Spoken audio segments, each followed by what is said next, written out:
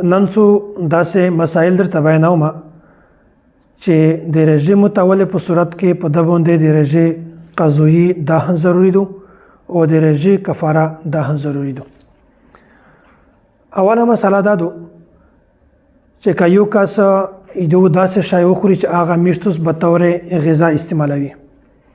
یا میشتوس یې به طور دوا استعمالوي، د دوایي په طور باندې هغه شی یو کس قصدن یې وخوري، نو په داسې صورت کې دغه باندې د رژې قضایي هم ضروري ده او د رژې کفاره هم ضروري ده. دا خبره مو مخکې بیان کړې وه چې د کفارې تعلق صرف د رمضان مبارک د میاشتې سره دی. که یو کس د رمضان مبارک میاشتې نه علاوه بله میاشت کې نفلي رژه نسی یا قضایي رژه نسی او که هغه داسې قصدن موته کو بیا ولته کفاره نشته، کفاره صرف د رمضان مبارک د میاشتې سره د دغه تعلق دی. دومره خبره که چا د رمضان مبارک په میاشت کې قصدن هم بستری وکړه، د خپل ښځه سره نږدېوله یې وکړه، جما یې ورسره وکړله، په داسې صورت کې په ده باندې د رژې قضایي او کفاره د دوه سره ضروري دي. درېمه مسله، که یو کس داسې وي چې هغه د رمضان مبارک په میاشت کې د رژې په حالت کې یغ رونجه ولګول، رونجه لګول باندې رژه نه موتیږي، د بیا دا سوچ وکړه، دا یې خیال وکړه چې اوس خو د مور رژه موته شوله، نو د خواروک وکړه، د تشوک وکړه،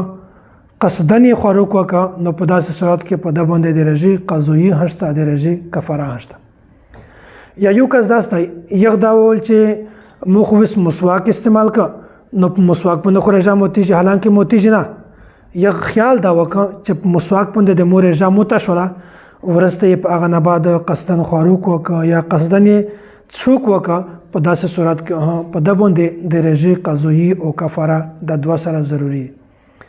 درېمه مسله، که چا د بل کس غیبت وکړه، په غیبت باندې رژه موتیږي نه، خو د دغې ګناه ډېره غټه ګناه ده. دا د چا غیبت وکړه،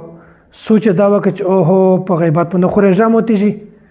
ورسته یې قصدن خواروک وکړه، شوک یې وکړه، نو په داسې صورت کې په ده باندې د رژې قضایي هم ضروري ده، د رژې کفاره هم ضروري ده.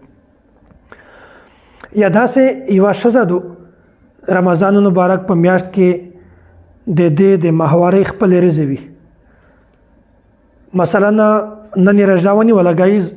بیا غرمه یې دا سوچ وکړه چې نن خو مو ته بیموري هرڅي، د مو حیض هم شروع کېږي، نو د رزې په میانځ کې یې رژه موته کړه، ورسته دغه ښځې ته بیموري شروع نه شوله، بیموري نه ورته راغله، اتفاقا بیموري ختم شوله، نه ورته راغله،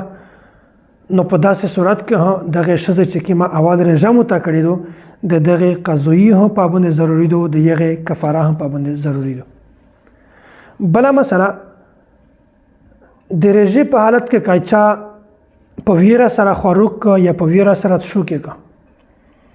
دته رژه یوده نه وه، خواروک یې شروع کړی دی، تشوک یې شروع کړی دی، او دا مسله مخکې تېره شوې وه چې کس و کسی چې هغه کمزوری کس دی، که طاقتور دی، که چیرې کمزوری و وګا پر رژه نشي رسولی، نو بل کس ته پکار ده چې هغه ته رژه نه کړو ور په زړه. که چیرې سړی طاقتور وي بیا رژه ور په زړه کول ضروري دي. نو که چیرې یو سړی د رمضان مبارک په میاشت کې قصدن په ویره سره خواروک وکړو، تشوک وکړو، او دته هغه رژه بیا خپله ور په زړه شي یا څوک یې ور په زړه کړو چې دته خو رژه ده، ته خواروک کې، نو یو کس ته پکار ده چې هغه فوراً د خولې نه هغه شی لرې کړو، که یبه یې په خوله کې وي تیاوي وي، که د خواروک شی په خوله کې وي لرې کوي وي، او که چیرې د هغه شی بیا هم نه که لرې دته رژه ور په زړه هم شوله، بیا یې هغه شی قصدن وخوړه یا قصدن هغه یې به وڅښلې، په داسې صورت کې په ده باندې د رژې قضایي هم شته، د رژې کفاره هم شته.